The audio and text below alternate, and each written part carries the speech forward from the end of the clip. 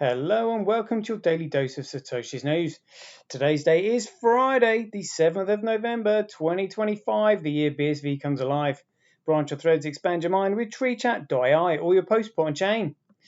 Well, let's see what we've got today. Obviously, just going to go through some posts that are on my profile, as this is kind of like a little daily ritual thing that I have going on here. Loving this. Going to have to report on the price action as to what's going on.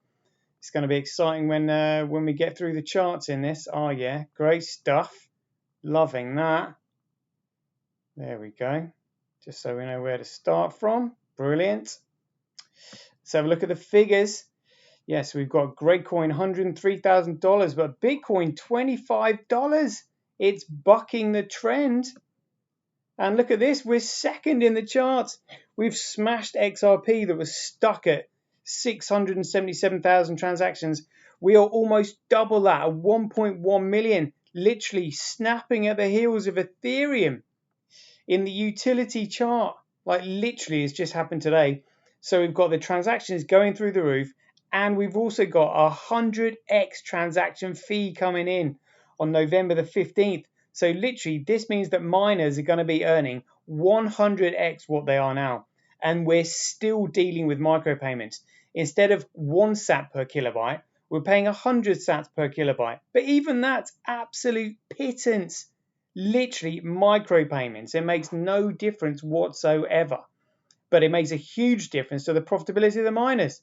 I think we're about to see a huge masterclass coming in from Satoshi, aka CSW.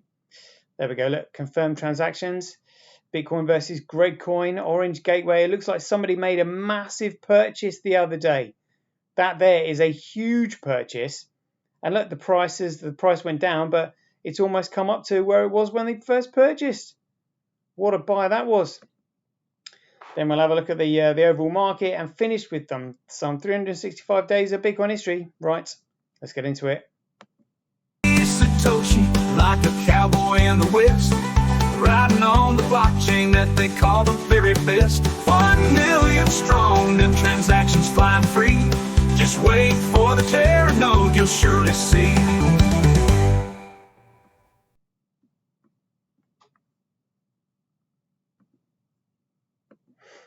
Alrighty, here we go. So let's start. I know this is quite an old post, but it's still actually really good. I really enjoyed reading this. Elon Musk said, "You watched the Hunger Games and you sided with the resistance. You watched Star Wars and you sided with the resistance. You watched The Matrix and you sided with the resistance. You watched Divergent and you sided with the resistance. You watched V for Vendetta and sided with the resistance. When it's fiction, you understand. Yet you refuse to see it when it's the reality you're living in." Wild. Oof. He's absolutely nailed it there. Whether or not he's in and part of the psyop, I don't know. I think he probably is. He doesn't kind of like quite act like he does, but you can't be in the position that he's in without being in with the club. So maybe he's sort of like giving the impression that he's siding with us. But either way, he's absolutely nailed it there. When it's fiction, you understand, yet you refuse to see it when it's the reality you're living in. Oof. Got to protect yourself. Yeah, cognitive dissonance. I know folks who are literally exactly like that. They literally just can't see it. Well, they don't want to see it. But when it's fiction, you understand. When it's reality, suddenly a different kettle of fish. And check this out. This was a great quote here. Ludwig von Mises. So he said, "Without ownership, there is no exchange. Without exchange, there are no prices. Without prices, there is no economic calculation. Without economic calculation, production decisions are made in the dark. When that happens, basic needs go unmet." Communist, absolutely fuming. But again, we know that communism, again, created by Karl Marx, part of this extremist religious ideology. That's all it is. Communism. It's just another way for another excuse for world dictatorship, religious extremism, really. But again, I mean, some people buy the bullshit, and that's kind of like indicating how those people are buying the bullshit feel when they suddenly get a dose of reality like that. Yeah. And look at this clown trying to gaslight people, William Hague. another World Economic Forum member. It said the reaction to digital ID shows the government still hasn't explained it clearly. This is about security, not control. Yeah, all right, mate. Other countries are moving ahead. Britain can't afford to fall behind. Bullshit. I may have to write about this again soon. Really. I do believe that Neil Oliver responded aptly to that one. Let's see if we can find it. Neil Oliver replies. We know that King Neil Oliver is certainly awake. Where is that one to William Hague?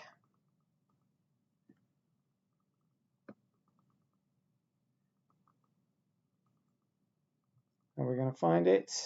There we go. Look, this is what he wrote. He said regarding William Hague's post there, it is mandated up front because people don't want it. The time for explaining is past. That ship has sailed. No sales pitch is going to put a sheen on a digital ID. As we say, you can't polish a shite. You can't polish a turd. Absolutely brilliant. Neil certainly has a way of saying things with class. Loving that.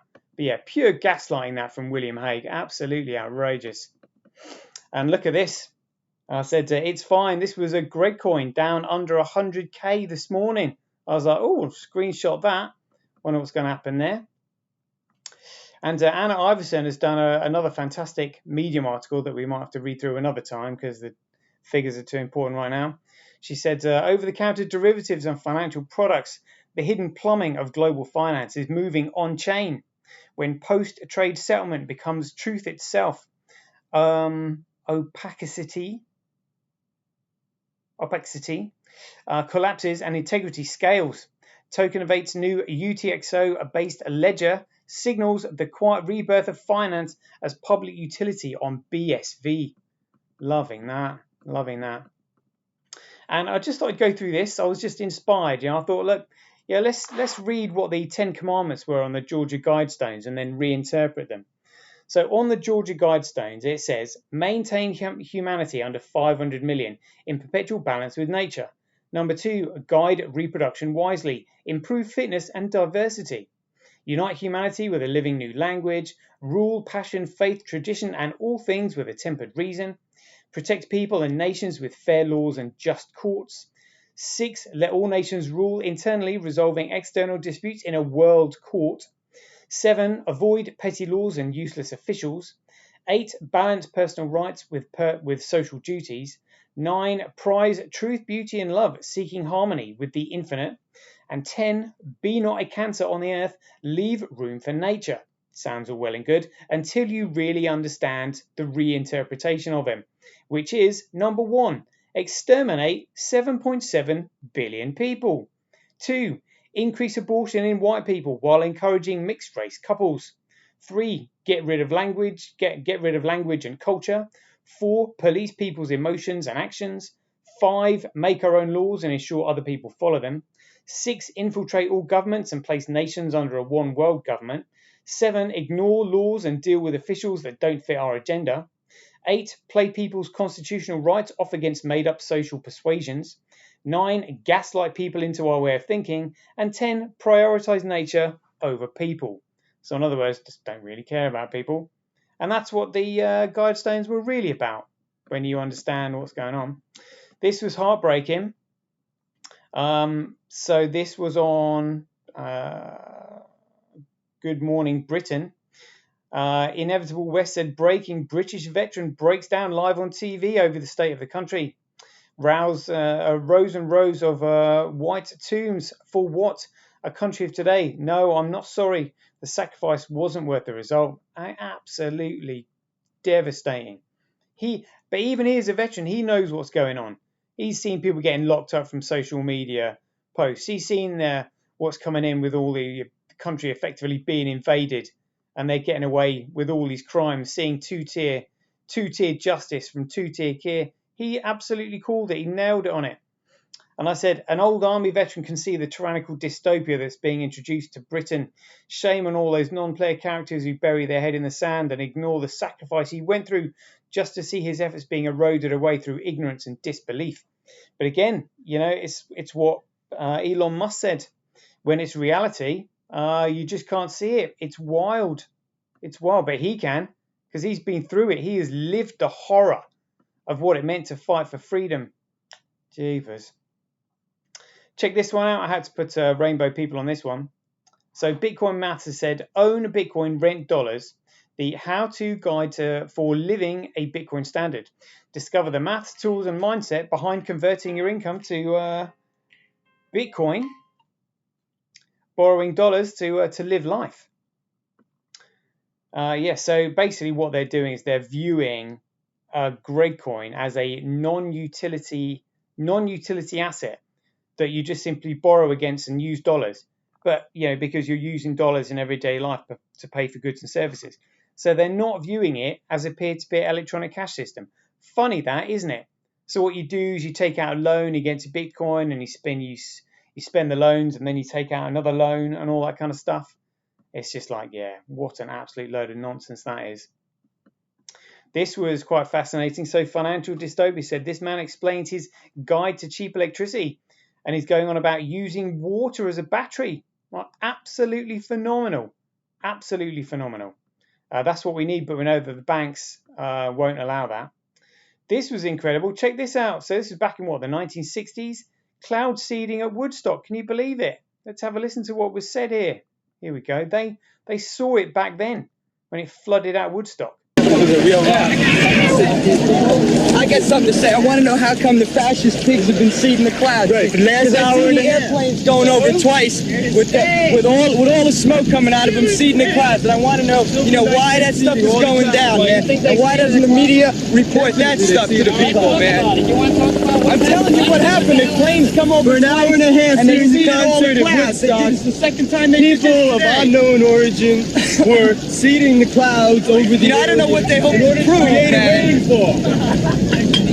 What's going on here? Well, I don't think. Oh yeah. I see them coming up here and almost walked away. Wow, can you believe it? So they even knew cloud seeding back then during Woodstock. Incredible. And Australian Senator Ralph Babbitt said, the people that you elect to run your country are puppets. They're not the true wielders of power. The people behind the scenes that control the levers of power. They don't have your best interests at heart. And this is why he's encouraging everybody to get into politics and take notice to what's going on. Because we're just cruising towards this dystopia right now. It's crazy. And again, this was another doctor who'd done the experiments on himself running while they were chemtrailing and calculated the amount of aluminium that was being sweated out through his body. And again, aluminium, soft metals, causing Alzheimer's, just like they knew it would in Rockefeller's secret covenant. This was hilarious. So Kashyap Siram said here, Bitcoin Treasury company Metaplanet has crashed and burnt. The company owes 30,823 Gradecoin at an average acquisition cost of 108k. The Giants' position is now 5% underwater. Ooh. He said, rather than cut their losses like any good trader would, the company is doubling down, raising $100 million in debt to buy more Gradecoin and lower their cost basis. Perhaps they'll also use the cash to engineer a short squeeze. If Gradecoin treasuries are getting wrecked with Gradecoin at 100k, what happens when Gradecoin goes to 40k? The NFT craze of 2022 offers a clue. 3 cheers for the ongoing Ponzi implosion. Right, look at that. Dear, oh dear. Mind you, I mean, these people are going to be wanting, they're going to be livid as to what's gone on. So could the deep state be on the hook for it? Because that's where the finger of blame is going to lie.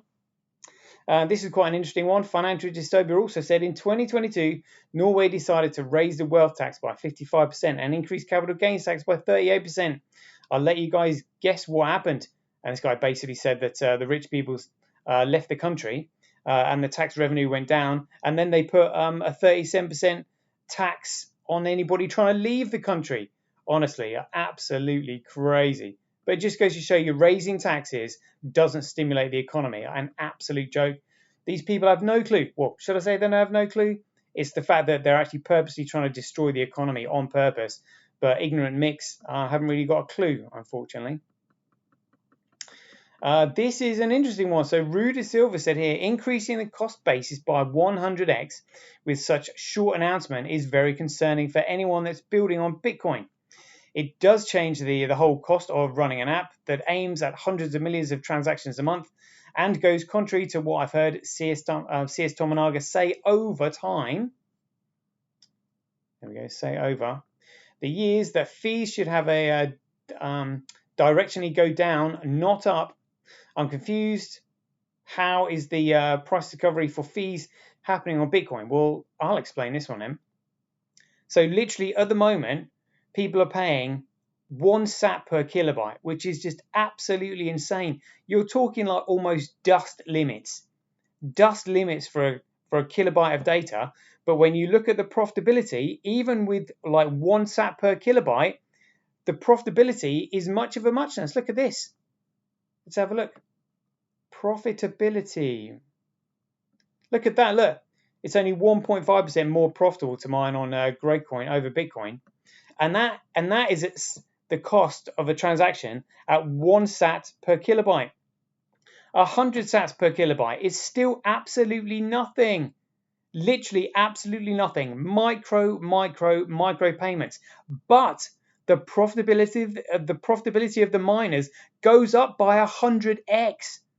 It's absolutely huge for the miners and their profitability. Absolutely massive, which means there is likely going to be room for large miners to come flooding over. Then questions are going to get asked because the network is so profitable. But this is why the transaction volume is so important. And as we've just seen in the intro, transactions are going up. We're now in second place, 1.1 million transactions. Watch this space and get your popcorn ready, is what I'm saying. Yeah, seriously. These are fantastic videos here on 9/11. Basically they calling out who did it. Another woke nonsense here. In June, a BBC teleprompter instructed presenter Martine Coxwell to say pregnant people. She bravely corrected this term by saying women. And now the BBC are saying, today the BBC has announced that she broke the rules because of her facial expression. Our national broadcaster is a disgrace. Well, again, we know who's behind that, and that's why it's an absolute disgrace. This was Michael Saylor saying the game is rigged. I put here Michael talking about being in despair and wanting a head while talking to a pretty girl. How crazy. It was quite funny. It's only 26 seconds. Let's have a listen, see what he's got to say. When I found Bitcoin, I was in despair. I had worked for a decade. I had spent 20,000 man years attempting to do everything under the sun. I could not get ahead. Right. And I was the same me. I wasn't stupid, right? You look at me and say, well, this is Michael Saylor worked as hard as he could for a decade and could not get ahead, right? And the most pernicious thing you can do to someone is you make them think that they're just not smart enough, and the reason they're failing is because they're not smart and they don't work hard enough. And then you realize, no, the system is rigged against you. When I found Bitcoin, I was in... He's right, the system is rigged against you, but he has no idea about the trap that he's just fallen into. The system is rigged, and now it's deceived him, and he's gone in literally feet first in the deep end. Why would anybody change Bitcoin? Well, let me tell you, Michael, there is a deep state out there that doesn't want Bitcoin to succeed. But it is succeeding because Mortar said here, I feel like ripping out more BSV apps. Dropblocks.org was very easy. It's all too easy now. Well, that sounds absolutely awesome. Music to my ears.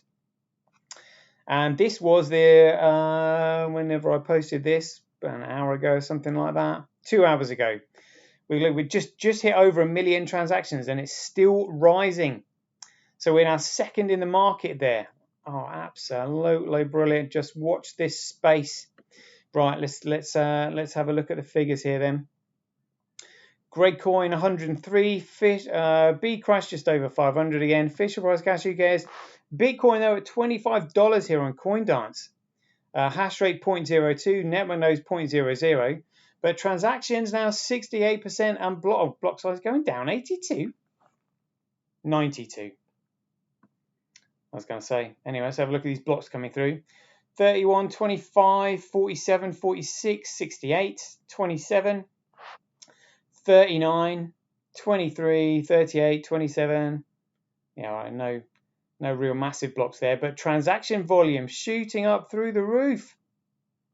Currently 42,000 times cheaper to transact on Bitcoin than Grapecoin, and that's 42,000. The fees are only going up by 100x, but it's 42,000x cheaper to transact on Bitcoin than Grapecoin. So 100x increase in fees is going to make no difference whatsoever, literally none. But the profitability is going to be absolutely massive.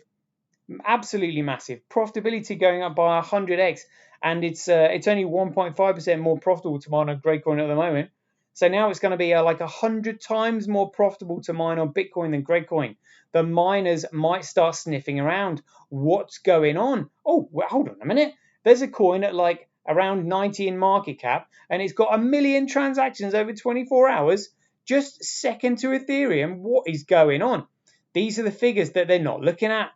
They're not looking at. And these figures will force them to look at it. And then questions might start being asked.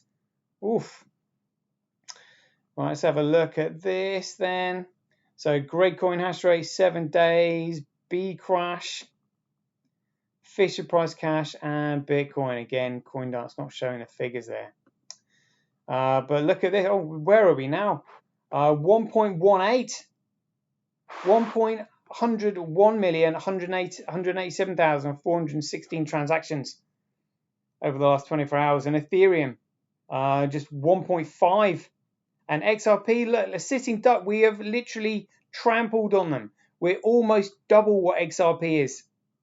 Look at that, 1.1 million. Loving that. Second place to Ethereum. Come on. Yeah, here we go. So let's see what happens when we refresh that page.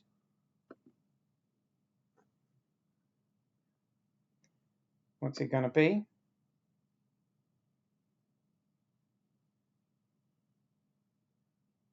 Oh, come on, seriously?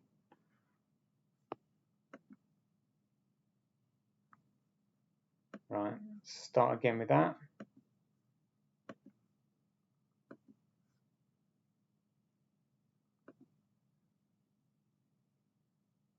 Oh, we're at 1.2. 1.2 million transactions over the last 24 hours. Oh, so 667 multiplied by 2. We're not quite double XRP yet, but we will be. We will be. Come on, that is beautiful. Beautiful. There we go. Right, let's have a look at this then. So this is Bitcoin versus Grapecoin. Look at that. So somebody clearly made a massive purchase there. That was a massive purchase. And yet we've got more purchases carrying on. Look, this is literally Bitcoin versus Grapecoin bucking the trend. Usually, all the market sort of follows Grapecoin, but not this time. This time it's Bitcoin that's going up and it's Grapecoin that's going down. And let's have a look. So this is Bitcoin versus USD. So somebody clearly made a very large purchase there, because that you don't get like prices going up like that and then coming straight down. That's somebody going in big time and just literally buying. Price goes up and up and up, and then it comes down again when traders cash out. But it's almost back up to the highest peak where they purchased. But look at that, 24-hour high, 25.92, and we're almost there. Let's have a look at Bitcoin versus Grapecoin. Yeah, look, price went up, came back down. Amazing to see. Get your popcorn ready, peeps. It's gonna be phenomenal. So overall market, $4.3 trillion. Grapecoin, 103,000. Volume though, 4%. That's unusual. 86 billion. But is that because of all the selling? Oh, so the price was going down, and then it looks like I bet Tether's been printing, because they're trying to close the gap. Look, it went down. 24-hour low, 99,557. 24-hour high, 103.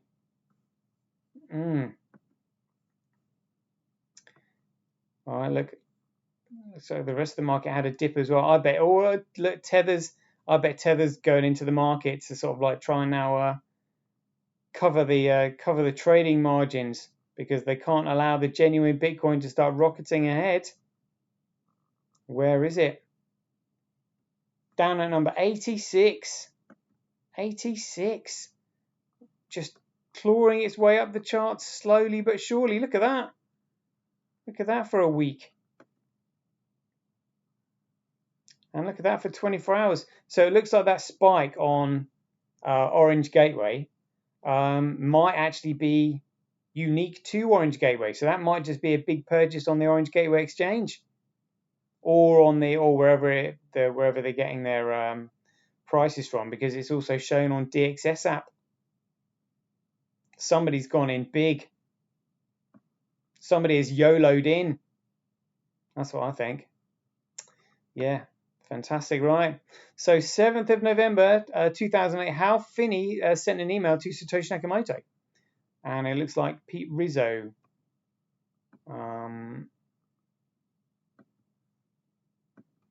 responded to this. Let's have a look.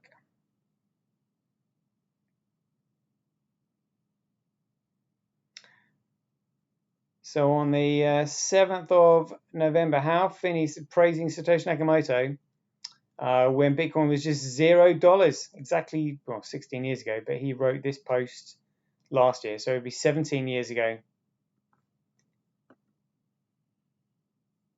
So Hal Finney wrote, Bitcoin seems to be a very promising idea. I like the idea of basing security on the assumption that the CPU power of honest participants outweighs that of the attacker. It is a very modern notion that exploits the power of a long tail.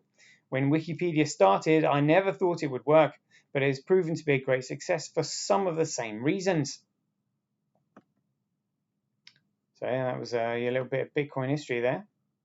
On the 7th of November 2016, the price of Bitcoin was $704. Can you believe it? $704. On the 7th of November 2022, a U.S. attorney announces historic $3.36 billion cryptocurrency seizure and conviction in connection with Silk Road dark web fraud. This was actually a fascinating documentary that was on YouTube. This one, exposing a secret Bitcoin billionaire. So he was worth $3 billion, having stolen Bitcoin that was on Silk Road. This overweight Chinese dude spending all the money on his fitties, trying to get in with them, and then he got caught because he sort of confessed to the wrong people. Dear oh dear, he didn't have any mates, and he was trying to make friends with the wrong people. There were cops like pretending to be interested in his BS, because he reported that somebody has robbed his house. It's like, all right, so somebody robbed your house, but you robbed Silk Road of $3.3 billion. Like, why on earth would you get the cops involved? Just whatever it is they stole, just buy some more stuff. You know, what problems have you honestly got when you're a billionaire, apart from like issues with your own personal family, fighting over your money and all that crap? Yeah, that's pretty much it. Right, there we go. We'll leave it there. That's a 28-minute show. Hope you enjoyed it. So as ever, be aware, take care, stay safe out there, and we'll see you in the next one. The king still has one more move.